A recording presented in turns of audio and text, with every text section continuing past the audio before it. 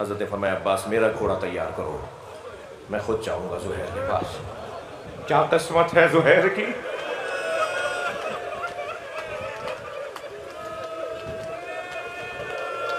جیسے ہی زہیر کو علم ہوا کہ حسین خود آ رہے ہیں، فوراً امامہ سر پہ رکھا، تیار ہوئے، خیمے سے باہر آئے، آگے بڑھ کر امام حسین کے گھوڑے کی لگام کو تھاما، امام کی زین کو سنبھالا تاکہ امام اتریں، گلے لگے، امام سے فرمایا آپ نے کیوں زحمت فرمائی؟ کہا زہیر مجھے تمہارے گھوڑے کی ضرورت نہیں ہے، مجھے تو تمہاری ضرورت ہے۔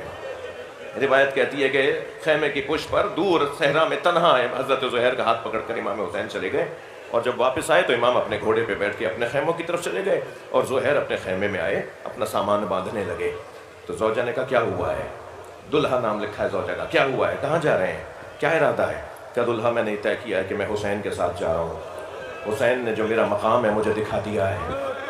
تمہارے ذہن کے اندر، تمہاری فطرت کے اندر اللہ کی تلاش ہے، تمہاری فطرت کے اندر اللہ خدا جوئی ہے، تم اللہ کو ڈھونڈتے ہو۔ دنیا میں کوئی نہیں ملے گا جو کسی ابتدا کو نہ مانتا ہو، آغاز کو نہ مانتا ہو، کسی غیبی طاقت کو نہ مانتا ہو، کوئی نہیں ملے گا آپ کو، اگر وہ مسلمان ہو، وہ غیر مسلم ہو، وہ بت پرست بھی ہو، وہ بھی کسی ایک طاقت کو مانتا ہے۔ لہٰذا وہ جو ایک الہ کی تلاش میں ہے، اس کی رہنمائی کی جا رہی ہے کہ قل، کہہ دیجئے میرے حبیب، ہو اللہ، وہ اللہ، وہ تو اسے کہا جاتا ہے جو پہلے سے ذہن میں ہو۔ جی اشاروں میں تو بات وہاں کی جاتی ہے کہ جہاں اشارہ پہلے ذہن کے اندر واضح ہو، وہ اللہ یعنی جو تم سوچ رہے ہو، وہ اللہ جس کی تم تلاش میں ہو، احد، وہ احد ہے۔ یہاں بھی اللہ بنانے کی اجازت نہیں ہے جی، اللہ بنانے کی تو اجازت کیا ہوتی، یہاں تو نبی اور رسول بنانے کی بھی تمہیں اجازت نہیں ہے کہ اپنی پسند سے تم اپنے لیے نبی اور رسول بنا لو۔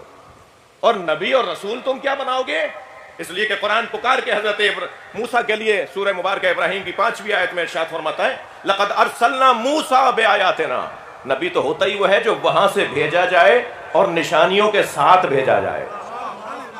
کوئی بھی آ کے دعویٰ کر دے کافی نہیں ہے، کوئی بھی آ کے کہہ دے میں نبی ہوں یہ کافی نہیں ہے، ثابت کرنا پڑے گا کہ وہ نشانیاں بھی لایا یا نہیں۔ نشانیاں کیا ہیں اس کے پاس؟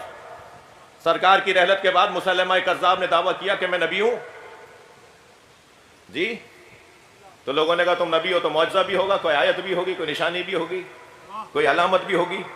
کہنے ہاں میرے پاس بھی معجزے ہیں۔ تو ایک نے آواز دے کر کہا کہ سرکار دو جہاں نے ایک درخت کو حکم دیا تھا کہ چلتا ہوا آ جائے، تو وہ چلتا ہوا آ گیا تھا، تو یہ سامنے ایک درخت ہے، اس کو تم بھی حکم دو ذرا چل کے آ جائے۔ تو ایک دفعہ آواز دی، دوسری دفعہ آواز دی، تیسری دفعہ وہ درخت تو چلا ہی نہیں، ہلا ہی نہیں۔ تو یہ اس کے قریب جا کے کھڑے ہو گئے، کہنے لگے ہم متکبر نہیں ہوتے، وہ نہیں آ رہا تھا تو میں چلا گیا۔ پھر نبی اگر دعویٰ کرے گا تو پھر اپنا مذاق بھی ایسے ہی بنوائے گا۔ یہ تاریخی واقعہ ہے جو میں نے سنایا۔ تو نبی بنانا بھی کام نہیں ہے امت کا۔ بھائی اللہ اور نبی کیا بنائیں گے مشوروں سے، جب نبی کا نمائندہ تم اپنی پسند سے نہیں بنا سکتے۔ صلوات پڑھیں ذرا، میں عرض کروں۔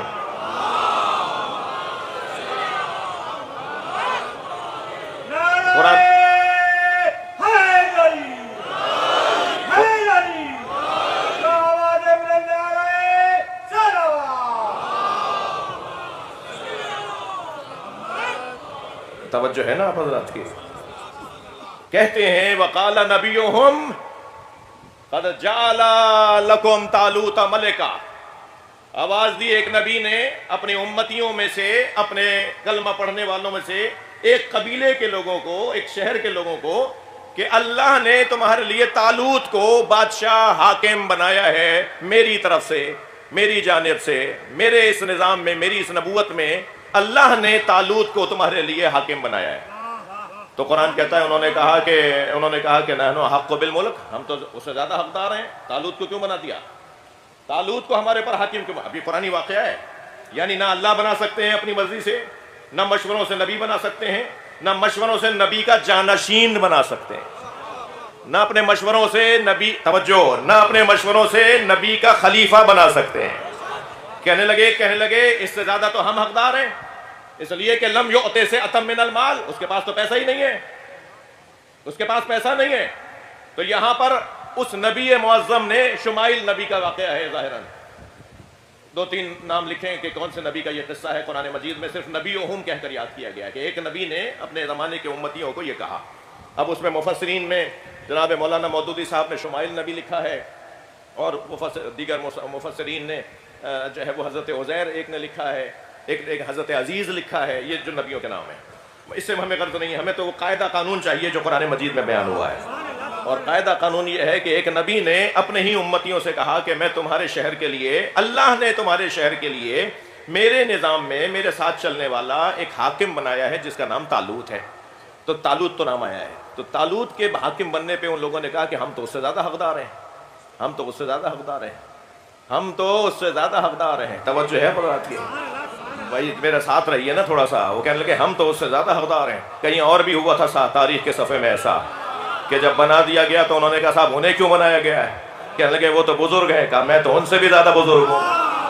تو یہ تاریخ کے صفحات پلٹتے رہتے ہیں۔ ایک صلوات اور ہدیہ کریں نبی کے ساتھ۔ تو انہوں نے کہا نانو حق بالملک، ہم تو اس سے زیادہ مالک ہونے اور حاکم ہونے کے حقدار ہیں، اس لیے کہ اس کے پاس تو لم یؤت سعۃ من المال، ان کے پاس تو مال ہی نہیں ہے۔ اب ذرا قاعدہ لے لیجئے، قاعدہ کیا ہے؟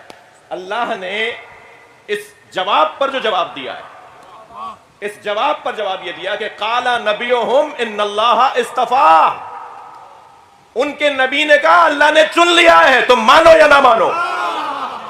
صلوات پڑھیں محمد و آل محمد۔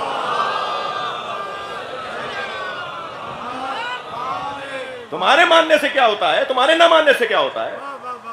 وہ جو پھٹے بوریے پر بیٹھا ہو، وہ جس کے عبا میں پیبند لگا ہوا ہو، تم اسے امام مانو نہ مانو، اللہ نے اسے امام بنا دیا۔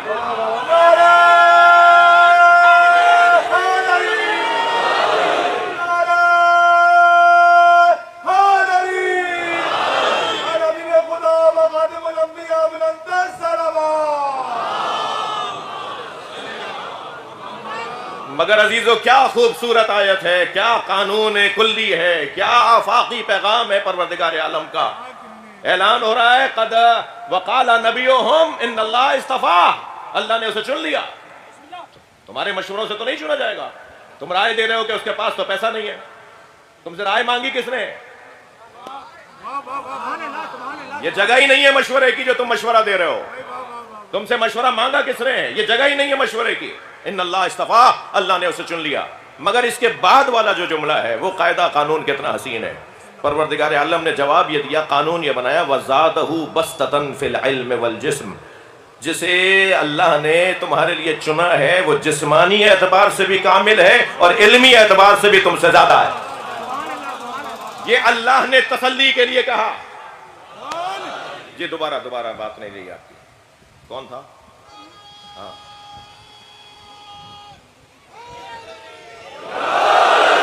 اصل میں جس نفسیات کا حامل خطیب ہوں نا، میں فقیروں کی اولاد ہوں بھائی جی، میں مولا کے عزاداروں کی اولاد ہوں جی۔ آپ کا احترام بہت زیادہ ہے۔ یہ جو نیچے بیٹھے ہوئے ہیں نا، ہمیں آپ نے اوپر بٹھایا ہے، اس کا مطلب یہ نہیں ہے کہ ہم اوپر ہیں۔ اوپر تو آپ ہیں جو نیچے بیٹھے ہیں، اس لیے کہ امام سجاد آپ کے درمیان آ کے بیٹھتے ہیں جی۔ آپ کا مقام ذاکروں سے زیادہ ہے، اس لیے میں تو ایک بال برابر بھی کسی سامع کی کوئی بے حرمتی بے ادبی اگر ہو رہی ہو یا اس کا شبہ ہو تو میں اس کا ازالہ کرنے کی پوری کوشش کرتا ہوں۔ کبھی مجھ سے ہو گیا ہو تو مجھے معاف کر دیجیے گا جی۔ کیا قاعدہ دیا؟ تھوڑا سا میرے ساتھ رہیے فضائل میں۔ کیا قاعدہ دیا؟ قاعدہ یہ دیا کہ زادہ بسطۃ فی العلم والجسم، جو ملک بنایا گیا ہے تمہارے لیے، حاکم بنایا گیا ہے، ملک بنایا گیا ہے، حاکم بنایا گیا ہے، اس کے پاس علم بھی تم سے زیادہ ہے اور جسمانی طاقت بھی تم سے زیادہ ہے۔ بس مجھے نتیجہ دینے دیجئے، قاعدہ یہ ہوا کہ اللہ اسے نبی کا جانشین بناتا ہے جس کے پاس علم بھی زیادہ ہو اور جسمانی طور پر بھی سب سے مضبوط ہو۔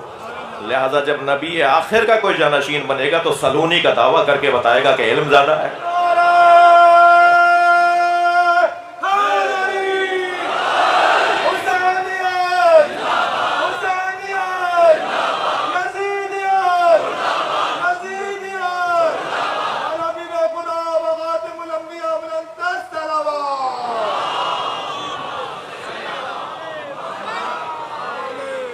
لا فتح الا علی لا سیف الا ذوالفقار کا نعرہ لگے گا، بتایا جائے گا کہ جسمانی طور پہ بھی یہ سب سے مضبوط ہے۔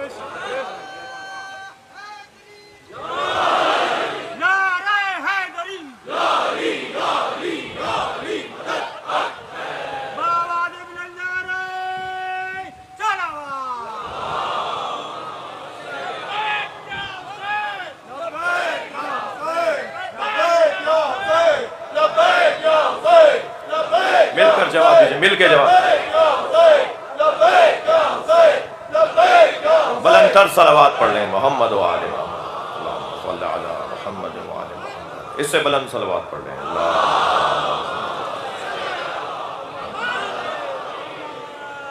وَلَوْ اتَّبَعَ الْحَقَّ أَهْوَاءَهُمْ۔ دلائل بناتے چلے جاؤ، ضد کرتے چلے جاؤ، مگر حق تمہارے آگے نہیں جھکے گا۔ طاقتیں استعمال کرتے رہو مگر حق تمہارے آگے نہیں جھکے گا۔ اگر حق جھک گیا ہوتا تو جب امام حسین نے فرمایا تھا انی لم اخرج اشرا ولا بطرا ولا مفسدا انما خرجت لطلب الاصلاح فی امت جدی اسیر بسیرت جدی و ابی علی بن ابی طالب، نے فرمایا تھا امام حسین نے کہ میں اپنے نانا اور اپنے بابا کی سیرت پر عمل کرنے جا رہا ہوں۔ تو کوئی تو کھڑے ہو کر کہہ دیتا نا کہ آپ کے بابا نے بیعت کر لی تھی، کسی نے نہیں کہا۔ حق نہیں جھکتا، حق حسین ہے، وہ اپنا سر کٹوا دے گا۔ سرداد نداد دست در دست یزید، کیا مانگا تھا یزید نے؟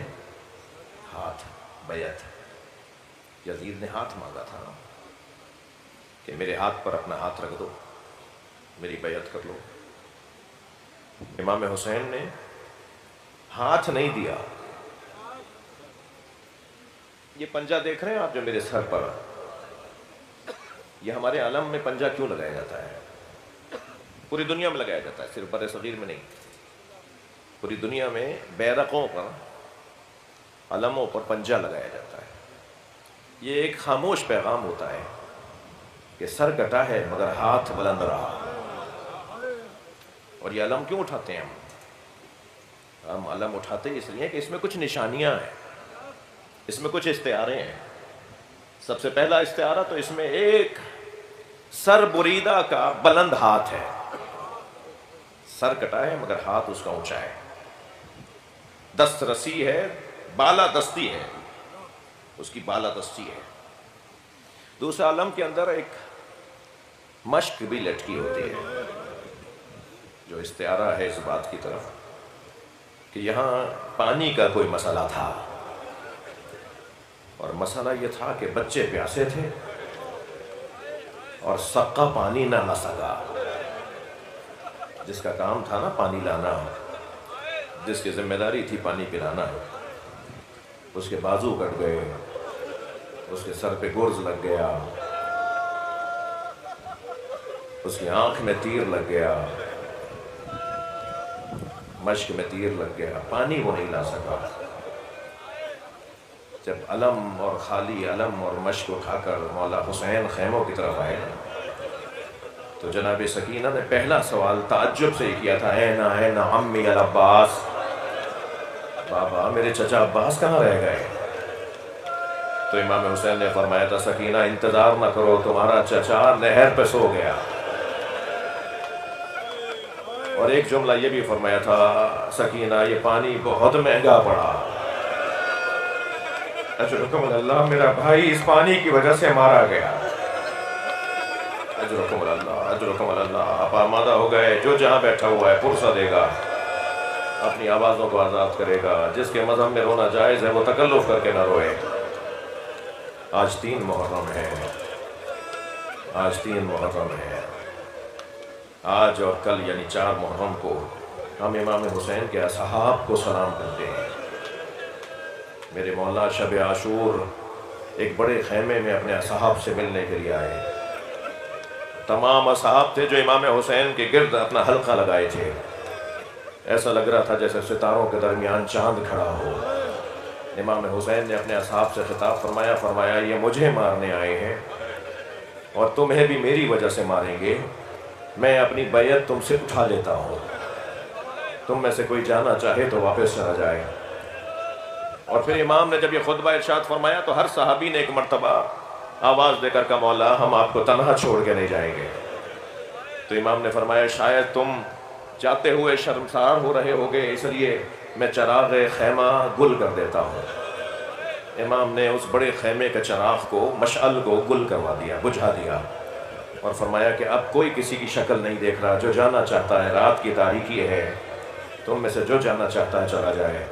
سنیں گے عزیزانو، جب دوبارہ کچھ دیر کے بعد مشعل روشن ہوئی تو تمام صحابہ وہیں کھڑے ہوئے تھے، اور حضرت زہیر نے اور پھر دوسری مرتبہ حضرت حبیب نے ایک جملہ کہا مولا اگر ہم 70 مرتبہ مارے گئے اور پھر زندہ کیے گئے ہم تب بھی آپ کو چھوڑ کر نہیں جائیں گے۔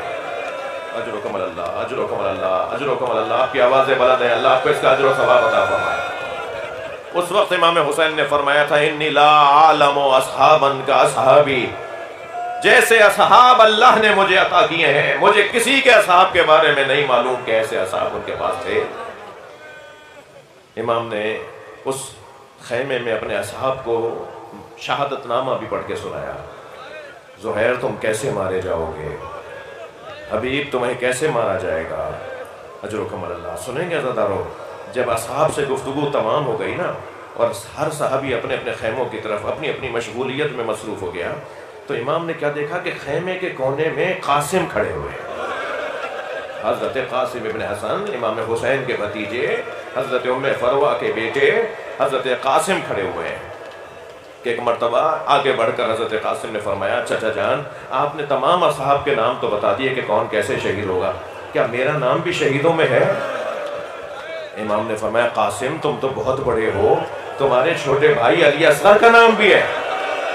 تو جیسے ہی امام حسین نے یہ فرمایا تمہارے چھوٹے بھائی علی اصغر کا نام بھی ہے، تو ایک مرتبہ انگڑائی لی، جوش ہاشمی ایک مرتبہ بڑھنے لگا، شجاعت ہاشمی کا اظہار کرنے کے لیے انگڑائی لی تو کمر میں بندھا ہوا پٹکا کھل گیا، اور فوراً آگے بڑھ کے کہا حل یسلون الی الخیام، یہ کیا خیموں میں آ جائیں گے؟ اس لیے میرا بھائی تو جھولے میں۔ فرمایا نہیں قاسم علی اصغر کو میں اپنی گود میں لے کے جاؤں گا۔ اجرکم اللہ، اجرکم اللہ۔ مجھے جلدی نہیں ہے، اپنی آوازوں کو پرسہ دیجیے گا عزیزانو۔ ان اصحاب میں کون سے صحابی محترم کا تذکرہ کروں، کون سے صحابی محترم کا تذکرہ کروں؟ ہر صحابی کا امام حسین پہ قربان ہونے کا انداز نرالا تھا۔ ہر صحابی نے، ہر ایک صحابی امام حسین نے اپنے آپ کو ایک نئے انداز سے قربان کیا۔ جب عبداللہ، اللہ اکبر، عبداللہ ابن عوف کا جنازہ امام حسین نے گرتے ہوئے، ان کو گرتے ہوئے دیکھا تو آگے بڑھ کے ان کا سر اپنے زانوں پہ لے لیا، تو انہوں نے سر ہٹانا چاہا، امام نے پھر زانوں پہ لیا، پھر انہوں نے سر ہٹانا چاہا، تو امام نے فرمایا تم اپنا سر ہمارے زانوں سے کیوں ہٹاتے ہو؟ کہ مولا یہ شہزادوں کی جگہ ہے، مولا کہاں زانو حسین اور کہاں مجھ جیسے غلام کا سر۔ یہ انداز تھا ان مجاہدوں کا۔ حضرت زہیر قین تو امام حسین کی نماز جماعت کی حفاظت کرتے رہے، اور امام حسین نے جب نماز مکمل کی ہے، جب حضرت جناب زہیر نے حضرت زہیر قین نے اس وقت اپنے زخموں کی طرف توجہ کی ہے۔ حضرت زہیر قین کو تو امام حسین ڈھونڈ کے لائے تھے نا، بڑی عظمت ہے اس صحابی محترم کی، ڈھونڈ رہے تھے کہ زہیر کہاں ہے۔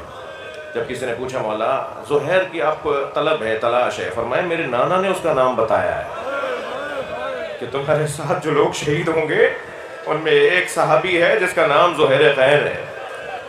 زہیر اور امام کے قافلے کا کچھ آمنا سامنا ہوا، زہیر کو معلوم ہوا سامنے آنے والا قافلہ حسین کا ہے، تو زہیر نے خیمے لگا دیے، امام نے بھی کچھ فاصلے پر خیمے لگا دیے۔ حضرت عباس سے فرمایا جا کے زہیر سے کہو کہ حسین بلا رہے ہیں۔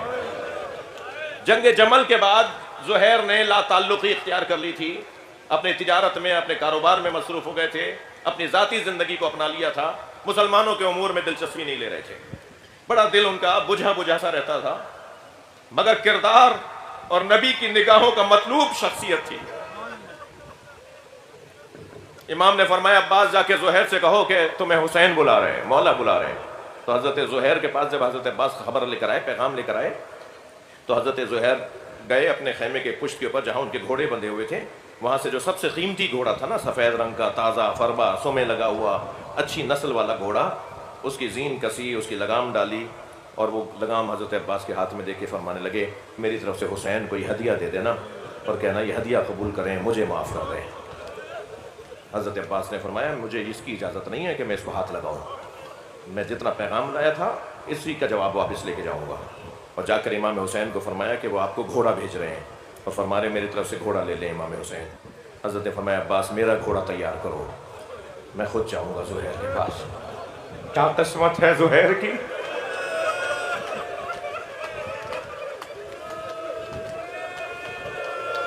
جیسے ہی زہیر کو علم ہوا کہ حسین خود آ رہے ہیں، فوراً امامہ سر پہ رکھا، تیار ہوئے، خیمے سے باہر آئے، آگے بڑھ کر امام حسین کے گھوڑے کی لگام کو تھاما، امام کی زین کو سنبھالا تاکہ امام اتریں، گلے لگے۔ امام سے فرمایا آپ نے کیوں زحمت فرمائی؟ کہا زہیر مجھے تمہارے گھوڑے کی ضرورت نہیں ہے، مجھے تو تمہاری ضرورت ہے۔ روایت کہتی ہے کہ خیمے کی پشت پر دور صحرا میں تنہا حضرت زہیر کا ہاتھ پکڑ کر امام حسین چلے گئے، اور جب واپس آئے تو امام اپنے گھوڑے پہ بیٹھ کے اپنے خیموں کی طرف چلے گئے، اور زہیر اپنے خیمے میں آئے، اپنا سامان باندھنے لگے۔ تو زوجہ نے کہا کیا ہوا ہے؟ دلہا نام لکھا ہے زوجہ کا، کیا ہوا ہے؟ کہاں جا رہے ہیں؟ کیا ارادہ ہے؟ کہ دلہا میں نے طے کیا ہے کہ میں حسین کے ساتھ جا رہا ہوں، حسین نے جو میرا مقام ہے مجھے دکھا دیا ہے۔ اجرکم اللہ، مگر میں نے اب یہ طے کیا ہے کہ میں تمہیں طلاق دے دوں تاکہ تم جلدی عدت طلاق سے باہر آ جاؤ، اور پھر اس کے بعد کوئی اور عقد کرنا چاہو تو کر لو، میں تمہیں طلاق دینا چاہتا ہوں۔ دلہا نے کہا کہ میں ساری زندگی آپ کی خدمت میں رہی، آپ مجھے طلاق دے کر کیسے جا رہے ہیں؟ میں ساری زندگی آپ کے نام کے ساتھ منسوب رہنا چاہتی ہوں، میں کسی اور شوہر کے حوالے نہیں ہوں گی، میں کوئی اور دوسری شادی نہیں کروں گی۔ تو کہا میں تمہیں اپنے ساتھ نہیں لے جا سکتا۔ ایک غلام ان کے پاس چھوڑا کہ وہ انہیں گھر تک پہنچائیں، اپنے قبیلے تک پہنچائیں، اور زہیر امام حسین کے ساتھ کربلا آ گئے۔ زہیر کربلا میں شہید ہو گئے۔ جب 11 محرم کو اسیروں کا قافلہ، شہداء کے کٹے ہوئے سروں کا قافلہ کربلا سے کوفہ کی طرف روانہ ہونے لگا، تو رستے میں دلہا خیمہ لگائے بیٹھی تھی کہ مجھے کسی طرح خبر ہو جائے میرے شوہر کے ساتھ کیا ہوا، اور علی کے بچوں کے ساتھ کیا ہوا، سیدہ کے بیٹے کے ساتھ کیا ہوا۔ تو خبر یہ آئی کہ زہیر کو بھی شہید کر دیا، حسین کو بھی شہید کر دیا، تمام حسین کے اصحاب مار دیے گئے۔ تو دلہا ایک مرتبہ خیمے میں گئی، صندوق میں سے کفن لے کر آئی، اور اپنے غلام کو بلا کر کہا کہ میں تجھے آزاد کر دوں گی، میرا ایک کام کر دے، اور کام یہ ہے کہ کربلا جا کر اپنے آقا کو، میرے شوہر کو کفن پہنا کر دفنا کے آ جا، اگر تو یہ کام کر کے آ گیا تو میں تجھے آزاد کر دوں گی۔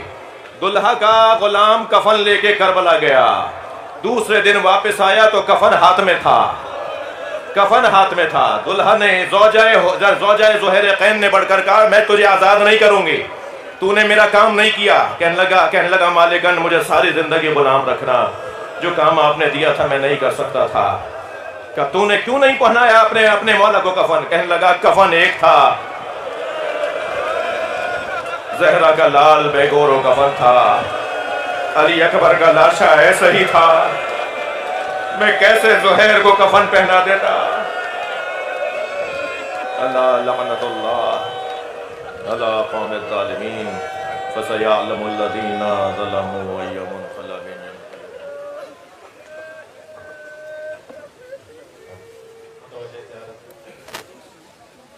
السلام علیکہ یا رسول اللہ، السلام علیکہ یا نبی اللہ، السلام علیکہ یا امیر المؤمنین علی بن ابی طالب، السلام علیکہ یا فاطمة الزہراء سیدۃ النساء العالمین، السلام علیکہ یا حسن بن علی المجتبی، السلام علیکہ یا ابا عبد اللہ، وعلى الأرواح التي حلت بفنائك عليك مني جميعا سلام الله أبدا ما بقيت وبقي الليل والنهار ولا جعله الله آخر العهد مني لزيارتكم. السلام على الحسين وعلى علي بن الحسين وعلى أولاد الحسين وعلى أصحاب الحسين جميع شهداء كربلاء ورحمة الله وبركاته. السلام عليك يا غريب الغرباء. السلام عليك يا معين الضعفاء والفقراء. السلام عليك يا علي المسيب الرضا ورحمة الله وبركاته. السلام عليك يا إمام العصر والزمان. الأمان الأمان الأمان العجل يا مولاي. السلام عليك يا شريك القرآن. السلام عليك يا إمام زمان العجل. أجل الله تعالى فرجك وسهل الله تعالى مخرجك وظهورك ورحمة الله وبركاته.